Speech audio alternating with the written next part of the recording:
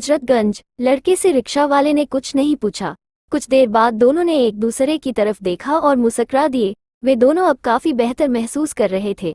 तभी युवक ने डरते डरते धीरे से अपनी दुखती दाढ़ को छुआ। एक गोल सी छोटी सी चीज हाथ में आ गई। उसे संभाल कर मुंह से बाहर निकालकर उसने खिड़की की तरफ करके देखा। निकल गया। क्या? लड़की ने चौंक कर पूछा। कुछ नहीं, कंकड़ जो दाढ़ में फंसा था। जेब कर लड़का बोला। शायद चावल में था। लड़की ने कुछ नहीं कहा और युवक की आंख बचाकर अपने सामने के एक दांत पर उंगली फेरी और फिर ओह कर अपनी सीट से उछल पड़ी। क्या हुआ? युवक ने पूछा। जवाब में लड़की ने उंगलियों में पकड़ा एक लंबा सा कांटा निकालकर युवक के हाथ पर रख दिया और फिर नजरें झुकाकर कहा, मछली का है। यही मेरे दांत में अटक गया था। जरूर अटक गया होगा। आप है ही ऐसी, कोई भी अटक सकता है। देर खामोशी के बाद लड़की फिर कुछ बोलकी, पर कहाँ जाएंगे? आप हजरतगंज जाएंगी? मैं चिड़ियाघर के पास रहता हूँ, वहीं उतर जाऊंगा। हाँ। चिड़ियाघर के भीतर नहीं, लड़की ने कहा और दोनों हंसने लगे। ये नील और सुधा की पहली मुलाकात थी। यादों में खोई वह खड़ी थी। तभी नील ने पीछे से आकर उसे बाहों के घेरे में ले लिया। अंधेरे में खड़ी हो, आदत पड़ गई थी, पर अब चांदनी की आदत डाल रही हूँ।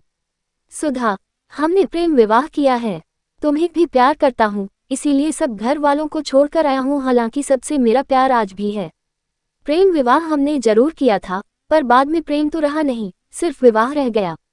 प्रेम तो घर के चौके चूल्हे और घर की चीजें उठाने रखने में न जाए किस अलमारी में बंद हो गया था। सही कह रही हो सुधा, गलती मेरी ही थी। शादी से पहले मैंने तुमसे यह जो नहीं पूछा था कि मुझे कहाँ ले जाकर रखोगे। मैं हमेशा तुम्हारी परेशानियों को समझता रहा हूँ। सुधा पर कुछ कर नहीं रहे थे। सब साथ रहते तो कितना अच्छा रहता। अब मुझे अकेलापन खलता है। सुधा ने कहा। अब भी मेरी मजबूरी है तुम्हें? हाँ, मुझे लगता है मैंने तुमसे कुछ छीन लिया है। मैं इतनी खुदगर्ज नहीं हूँ नील। लगता है तुम्हारी मजबूरी कभी खत्म नहीं होगी। जाओ, जाकर सो जाओ। मुझे सवेरे जल्दी उठना होगा। उन दिनों घर का बढ़ता हुआ तनाव दिन और बढ़ता जा रहा था। सुधा हरेक की बात सुनने पर भी नहीं सुनती थी। दिन में कभी भी कमरे में लेटकर उपन्यास पढ़ती रहती थी। सबके जाने के बाद सवेरे ही वह भी घर से निकल पड़ती थी। एक महिला क्लब की सदस्य बन गई थी। दोपहर देर तक ताश खेलती थी। किट्टी पार्टियों में भी जाती थी। कोई कुछ नहीं कह सकता था। नौकरी छुड़वाई थी, सो फिर से कर सकती थी। अलग रहने को बोल दिया था। उसके अलग रहने हो से घर पर क्या असर पड़ेगा, इतना तो घर वाले समझ सकते थे। जब भी सुधा माँ के घर जाती थी तो यही कहकर कि शाम तक लौट आएगी, पर 3-4 दिनों तक नहीं आती थी।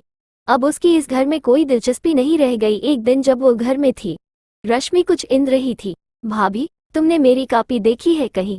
उसमें मेरे कुछ जरूरी नोट्स है। इधर घर में धूल इतनी है कि खोजने में सारे कपड़े गंदे हो गए हैं। सुधा बरस पड़ी। रश्मि, तुम अपनी चीजों को तो संभाल कर रख नहीं सकती, ऊपर से कहती हो सारे घर में धूल की परतें जमी रहती हैं। इतवार को तो तुम देखा कि घर की सफाई कर सकती हो। कॉलेज की पढ़ाई मैंने भी की है, पर घर के कामों में अपनी माँ का हाथ जरूर बटाती थी। एक तुम हो कि पढ़ाई के नाम पर उपन्यास पढ़ती रहती हो। बहुत हो चुका, अब उठो और घर की सफाई करो। महरी भी आती होगी। बर्तन सिंक में रखकर नल खोल दो।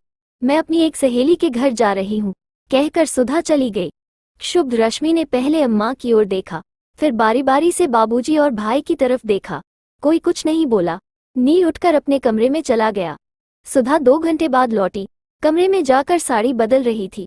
तभी नील आ गया। सुधा, मैं तुमसे कुछ कहना चाहता हूँ।